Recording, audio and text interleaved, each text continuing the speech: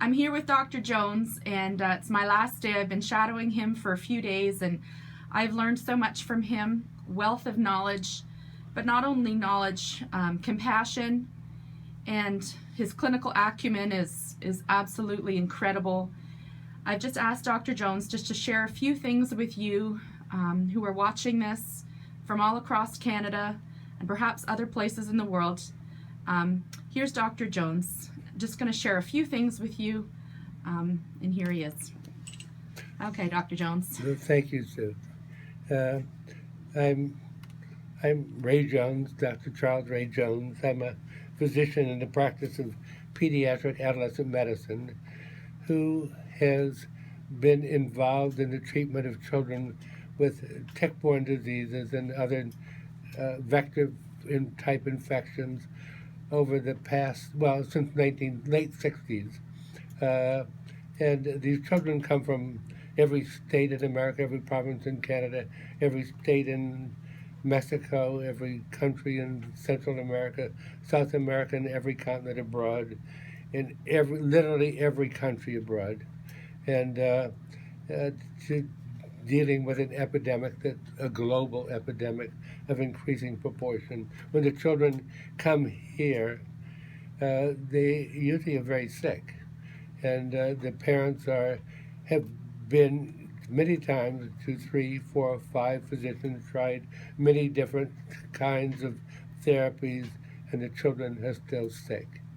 And I evaluate the history, I evaluate the children, and talk to the parents, talk to the children, and formulate a plan that can be used to treat. And one thing that always is very important is the realization that these children are not only treatable, but totally fixable. They're curable. And the proof of that is that a 98% total cure rate. And the 2% that aren't cured are better. So it's important to find out if a child does have a tick-borne disease. It's also important to have the right treatment. It's also very important to realize that they're fixable. Thank you. And the importance of treating Lyme and co-infections together. Can you speak to that? Yes, I mean, it's not usually just one infection. In my experience, one has to determine exactly what infections are present, whether it be 1 or 2 or 3 or 4, whether it be Borrelia, the Lyme bacterium, or whether it be Babesia, Duncani, Babesia microti, Bartonella hensity, Ehrlichia, or other infections that even aren't tick-borne but are significant in terms of healing and treating, such as Mycoplasma, pneumonia, Candida, and strep. And these always have to be considered. Every single organism that's contributing to the infection-induced autoimmune encephalopathy, neuropathy, has to be evaluated, and every single organism has to be treated at the same time to develop a cure. And a lot of physicians are of the impression that you treat the so-called co-infections first and then treat Lyme. It doesn't really work that way. In my experience, one is to identify all the offending organisms and treat them all at the same time. Okay. And they are fixable. My other question is related to length of treatment. I know in Canada, if a child has a tick bite and an EM rash, they're given up to 28 days of amoxicillin. And if symptoms persist, the parents are told that the Lyme bacterium has been eradicated from their child and there's nothing more that can be done. And I have several families with sick children right now that have been ignored by our medical system. And I just want to ask you how you would deal with a situation like this where child is treated for a month with a clear EM rash and positive Canadian serology, symptoms continue and denied treatment?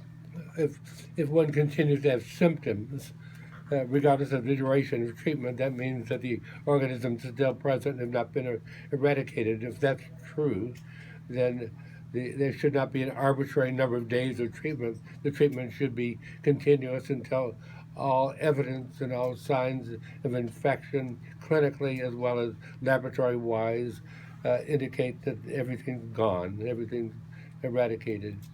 So the duration is not arbitrary. The duration is continuous, and one treats for at least 2 months after, should treat for at least 2 months after all symptoms resolve, all appropriate tests are negative. And then ask one simple question. Ask the child, do you think it's all gone? If they don't think it's all gone, they think it's still there, it's still there. And continue treatment until the child thinks it's all gone. Now, many years ago, I was naive enough to not trust the awareness of a child, a little girl who was 6 years old, who had Lyme disease too. She'd been on antibiotics continuously and looked to be totally well. All the tests were negative. Everything was going well. She's functioning at a high level, normal level.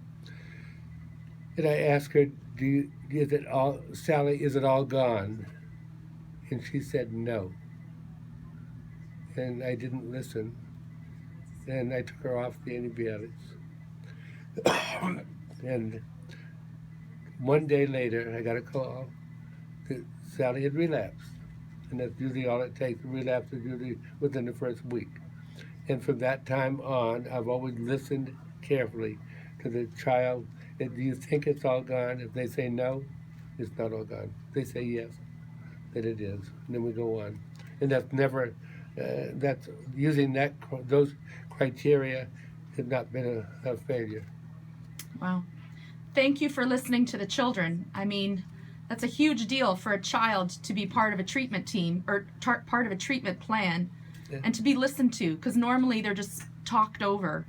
And one of the things I've noticed in watching you practice is that you include the child in every step of what you do, and you listen to them and you care for them as if they were your own. And that is an incredible gift as a practitioner and as a pediatrician who really cares for his patient. So thank you for doing that, and for doing that for my children. It has meant the world to our family. Well, thank you for being concerned. Yeah. And I have one last thing. Many people all over the world have called you a saint, that you have stepped into a place of incredible darkness when it comes to dealing with Lyme, and specifically pediatric Lyme. Nobody wants to touch the kids. And yet you've stepped into this with boldness and courage. And I just want to ask you, what keeps you going? What keeps you doing what you do at the age of 87 years old? What is it within you that has kept you faithful to your call all these years? Well, for one thing, realizing there's a need. And the other one is that I have an awareness of that need and an ability to help and treat. And it's just the idea that they need help and that it can be fixed. And they need to be helped, that's all. I mean, and I know I can help them.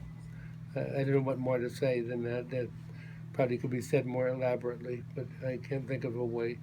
Just, if it's not broken, don't fix it. If it's broken, fix it. And it's a simple concept. Yeah. And I accept the fact that I am able to a lot of times evaluate and see things that other people can't see and do, and at the same time know how to heal, and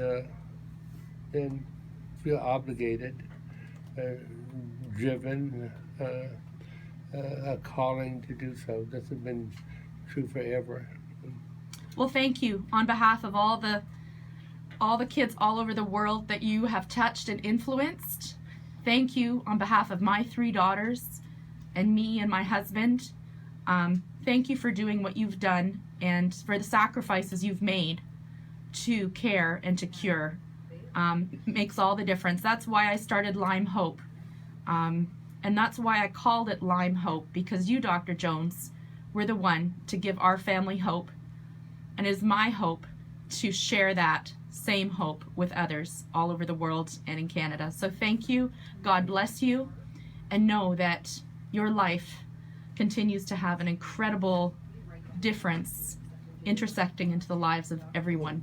Thank you too for perpetuating the process, expanding the cure. Well, one person at a time. Yeah, thank you so much. Thank you.